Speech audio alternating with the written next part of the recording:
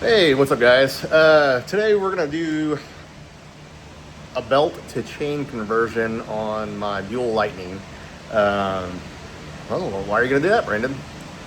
Because I want to. That's why. The chain requires less power to turn, so in turn you're gonna gain a little bit of power with it, like nothing like crazy. Apparently throttle response is better. I did this to my Sportster when I had it, and I never noticed that big of a difference, but I also went to a 530 chain, which is pretty heavy. This one I'm doing a 520 chain. I am piecing it all together. I'm just doing the sprocket, the chain, everything. I don't have a kit or anything like that. I am literally just doing this from information on the internet and trying to combine it with my own knowledge. So some of it's going to be wrong. I already know it is. Some of the part numbers are already wrong, and some of them don't even exist anymore. So this is a 2025 edition of it. Everything I'm doing, all the parts are going to be in the description below. So if you don't want to watch the video, I don't care. You can just look at the description below, and there's all your part numbers and stuff. I've got some links in below for everything. So I got a couple of different pulley setups to try, but overall I think it's going to go fairly well. So let's get on it. All right, day two. I had to order some parts and stuff. So I just got this off, and I wasn't going to start this video without taking this thing off. Get a torch. I had to torch the ever-living hell out of that nut right there to get that impact to break it loose. So this is a 1 7/8 inch. You'll need that. To take off these two Allens right here, you will need a 3/16 Allen. It's just those two right there. It has that little retainer plate right there. Get this thing off right here. Just get a little set of torch bits. I think it was a T27, I think. Yeah, a lot of these are T27 on this bike. So I'm gonna try to get this pulley off real quick. I'm gonna let it cool down first. I've got all the parts and stuff. I've got my chain. I've got my sprockets. I got my Vortex sprocket right there. I think that's all we need. I got my chain tool right here. I've actually used this before. It actually works really nice. Definitely worth the money. I've got a DID chain. It's one of their really nice ones. I think this thing was like 140 bucks, but don't cheap out on the chain. If anything, don't cheap out on the chain. Don't get a cheap chain. So let me let this thing cool off right here. I'll pry this off. I'm gonna take this pulley system off. I got my spur too. I had to order from Grainger. They didn't have one. So a lot of the information online you're gonna see is they'll have a different part number, but it's for a 50 chain. This is for a 40 chain. So I'm going with a 520 chain. I need a 40. I can't use the 50 because it's too big. Like it's too wide this way, and it won't go in the cogs. See how this one goes in there? Nice and easy. The other one, it would just kind of like right on top of it. So it's worthless. I was going to do the idler pulley thing, but I can't find a good sleeve to put that bolt through. So I'm just going to return that thing. I think this will work a little bit better right here. I'm still gonna have to sleeve this, I believe, but I'm gonna get to that point. But let me let this thing cool off. Get the fan going. It's nice and hot today. Let's get this thing going right here. I'll show you all the steps. It's pretty self-explanatory. It's pretty easy, but I didn't want to take the bike apart until I got this nut off right here. All right, so I got everything apart.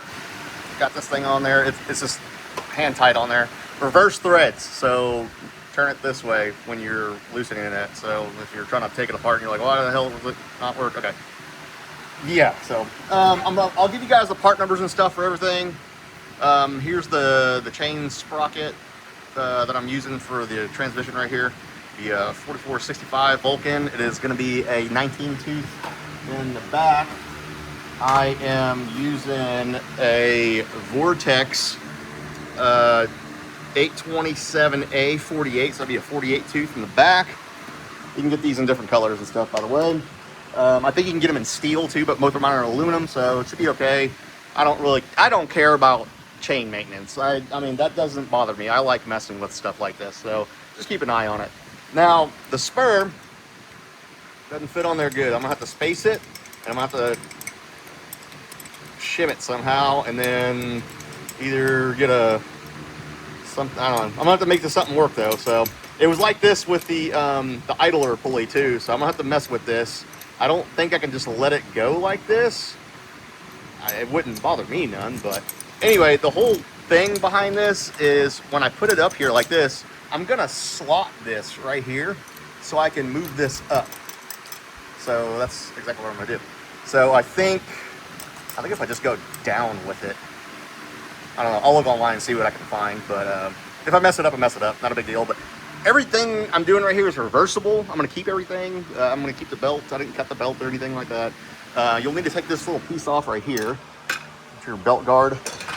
It's a couple of quarter inch Allens, nothing crazy. Just be careful with this one. I almost stripped this one out. But it's easy peasy lemon squeezy to do.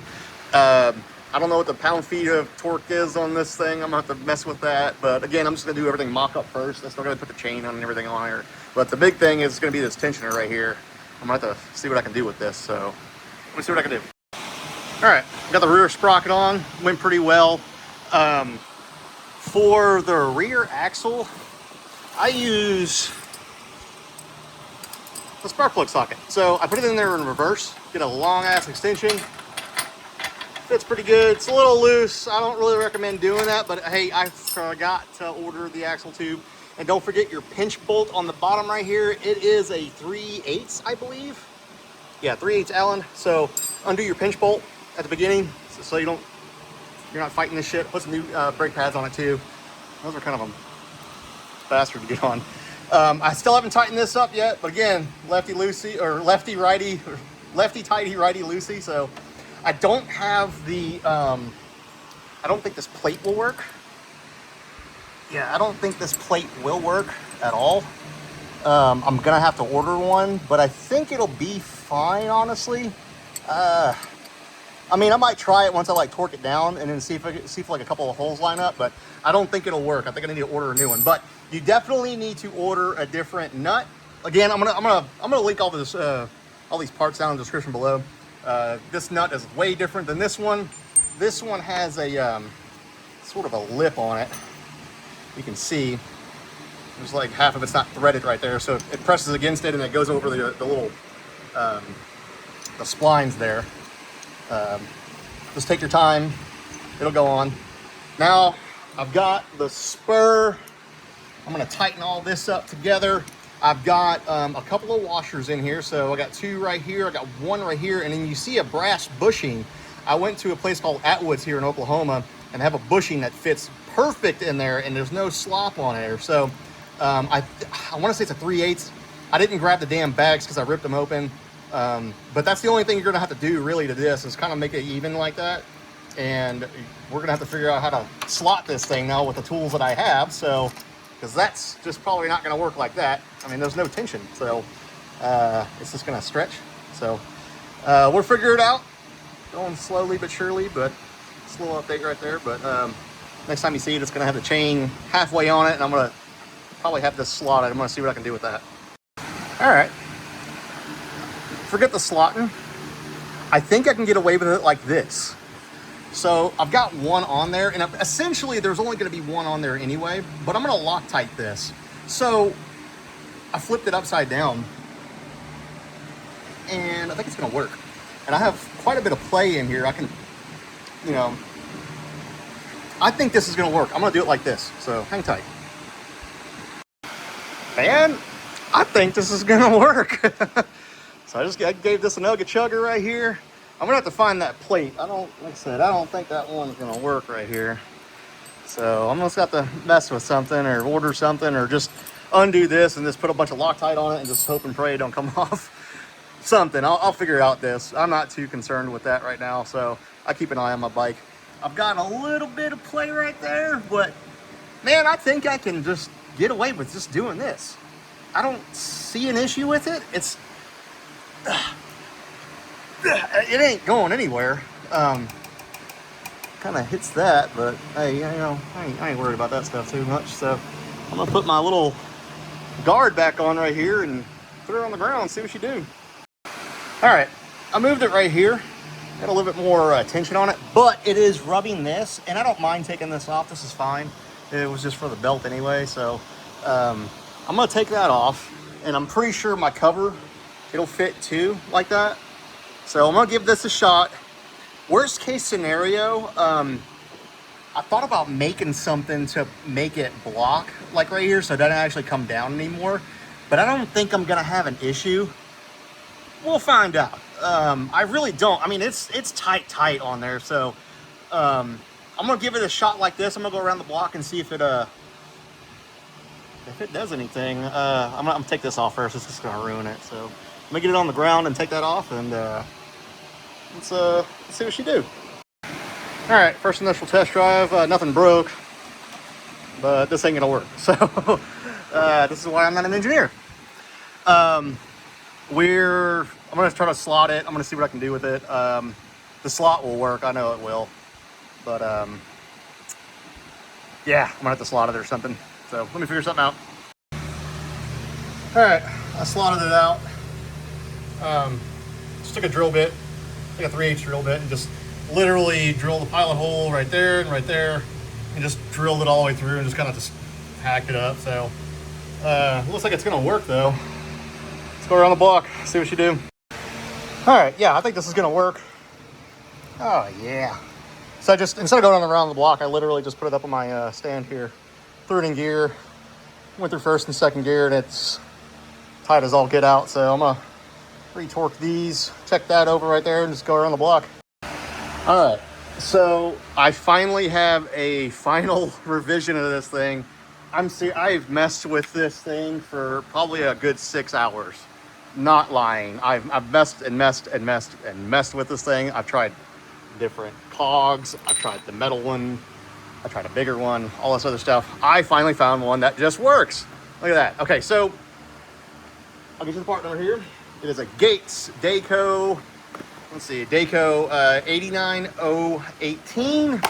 You're gonna need like some sort of bushing like this, because this bolt right here is too small, so you have to space it out. So you can see I got a nut right here for a spacer, and I got a bunch of washers on that one side. You're gonna need to slot this right here.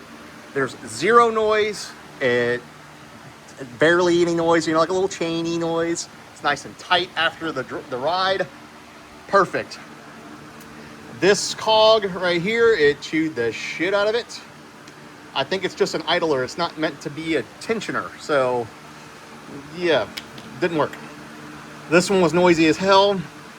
On decel, on acceleration, I was actually fine, but on decel, oh my God, this thing was so noisy. Now, it could be that it was a little higher up in it on the adjustment. You can see where it was. I don't know. I don't know if it was just like the angle of it or something, but holy hell, this thing sounded like my transmission was like grinding. It was bad. The stock pulley actually worked, but you can see the 2 grooves it left in there, and it just, it made noise. Yeah, but like not nearly as loud as this, but it made noise. I just wouldn't recommend using this, honestly. So Dayco, the 89018 pulley, space it out, get it lined up pretty good. There's 2 washers on the back of this. I actually removed them just to get it a little bit closer that way and give me a little bit of space, and it worked pretty good because you can see it's the tight fit right here. So it was pretty damn close, so I just decided to take them out, and I think it'll be okay. I torqued the hell out of these. I put a pry bar under here, like so. So when you're tightening this thing, I seriously put a pry bar under here, under the muffler, and just pried up on it like that, and snugged it down, went for a ride, and it's still tight. After each ride on these right here, that chain was super loose. It's gonna just wear stuff like really bad. So I think this is a foolproof way.